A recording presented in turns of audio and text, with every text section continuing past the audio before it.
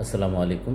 আসন্ন বার এমসিকিউ এক্সামিনেশনে কী ধরনের কোশ্চেন আসতে পারে, স্পেশালি রিভিশন থেকে, সেটা নিয়ে আজকে আলোচনা করব। এই রিভিশনটা হলো সিপিসি রিভিশন, অর্থাৎ সিভিল কোর্টে যে রিভিশন দায়ের হয় সেটা নিয়ে। সিভিল কোর্টে রিভিশন পাওয়ার দেওয়া হয়েছে the code of civil procedure 1908 section 115-এ। তো এখানে নানাভাবে কোশ্চেন আসতে পারে। তার প্রথমটা হতে পারে এরকম যে সিপিসির কত ধারায় রিভিশন সম্পর্কে বলা আছে। তো আপনার উত্তরটা হবে সিপিসির 115 ধারায় রিভিশন সম্পর্কে বলা আছে। দ্বিতীয় যে কোশ্চেনটা হতে পারে এখান থেকে যে রিভিশন আসলে কোন বিষয়ে হতে পারে। রিভিশন সবসময় হবে in respect of occasioning failure of justice resulting error of law, অর্থাৎ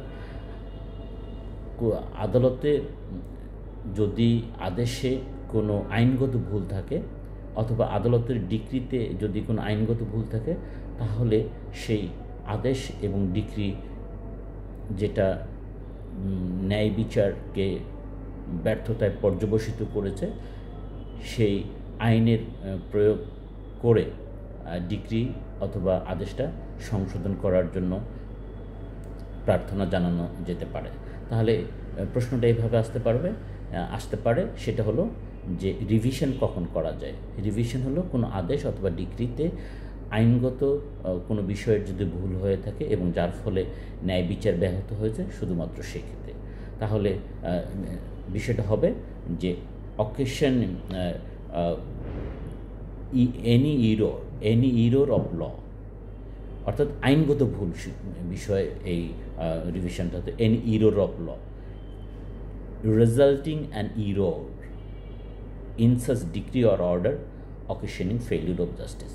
তাহলে মনে রাখার জন্য এভাবে মনে রাখতে হবে যে কোনো আদালতের ডিক্রি অথবা আদেশ যেটাতে আইনগত কোনো ভুল হয়েছে, সে আইনগত ভুল নিরসনের জন্য এই রিভিশন হতে পারে।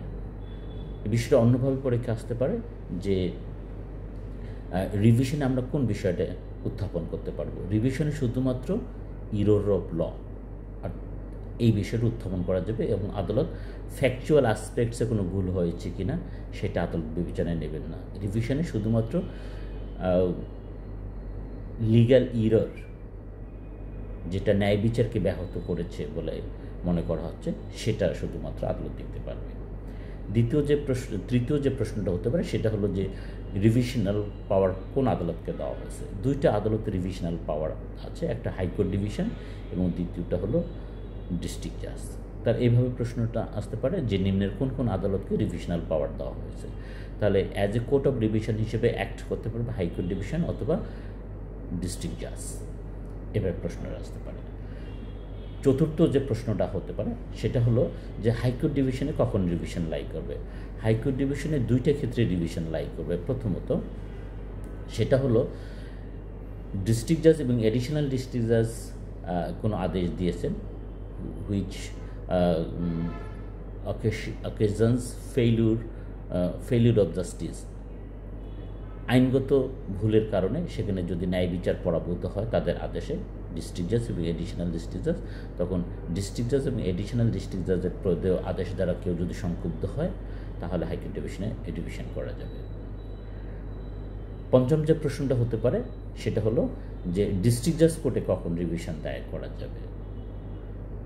ডিস্ট্রিক্ট জাজ কোর্টে এখানে আরেকটু আমরা বলি হাইকোর্ট ডিভিশনে প্রথমত আমরা বললাম যে ডিস্ট্রিক্ট জাজ এবং এডিশনাল ডিস্ট্রিক্ট জাজের আদেশের বিরুদ্ধে রিভিশন করা যাবে। একইভাবে জয়েন্ট ডিস্ট্রিক্ট জাজ, সিনিয়র অ্যাসিস্ট্যান্ট জাজ এবং অ্যাসিস্ট্যান্ট জাজের ডিক্রির বিরুদ্ধে রিভিশন করা যাবে, মনে রাখবেন। তাহলে ডিস্ট্রিক্ট জাজ এবং অ্যাডিশনাল ডিস্ট্রিক্ট জাজের আদেশের বিরুদ্ধে হাইকোর্ট ডিভিশনে রিভিশন করা যাবে এবং জয়েন্ট ডিস্ট্রিক্ট জাজ, সিনিয়র অ্যাসিস্ট্যান্ট জাজ এবং অ্যাসিস্ট্যান্ট জাজের ডিক্রির বিরুদ্ধে হাইকোর্ট ডিভিশনে রিভিশন করা যাবে। তাহলে দুইটা ক্ষেত্রে হাইকোর্ট ডিভিশনে রিভিশন করা যাবে।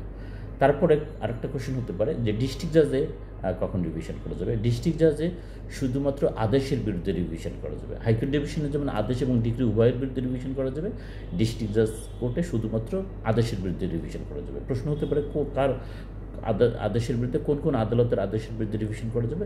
উত্তর হবে ডিস্ট্রিক্ট জাজ কোর্টে সহকারী জজ, সিনিয়র সহকারী জজ এবং যুগ্ম দায়রা জজ তার আদেশের বিরুদ্ধে রিভিশন করা যাবে।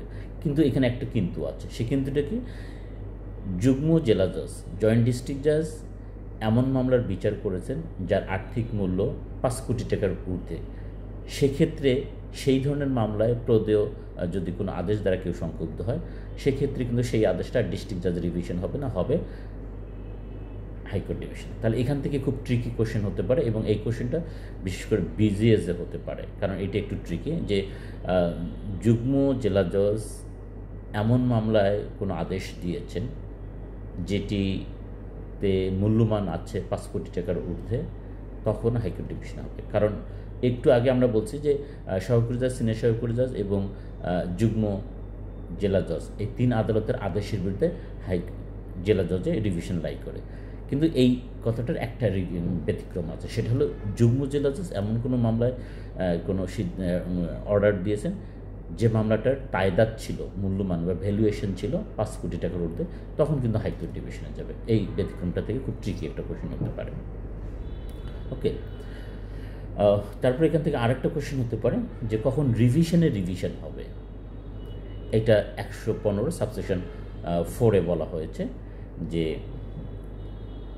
যদি কোনো আদেশের বিরুদ্ধে, অর্থাৎ সহকারী জজ, সিনিয়র সহকারী জজ এবং যুগ্ম জেলা জজের আদেশের বিরুদ্ধে ডিস্ট্রিক্ট জাজে রিভিশন হয়, তো সেই ডিস্ট্রিক্ট জাজ রিভিশন, কোর্ট অফ রিভিশন হিসেবে যে সিদ্ধান্ত দিয়েছেন, সেই সিদ্ধান্ত দ্বারাও যদি কেউ সংক্ষুব্ধ হয়, তাহলে তখন সেই আদেশটার বিরুদ্ধে হাইকোর্ট ডিভিশনে রিভিশন করা যাবে, এবং এটাকে গ্র্যান্ট নিয়ে করতে হবে। এটা সরাসরি as a matter of right করা যাবে না, তখন গ্র্যান্ট লাগবে। এই জায়গাটাও একটা কোশ্চেন হতে পারে যে ডিস্ট্রিক্ট জাজের আদেশের বিরুদ্ধে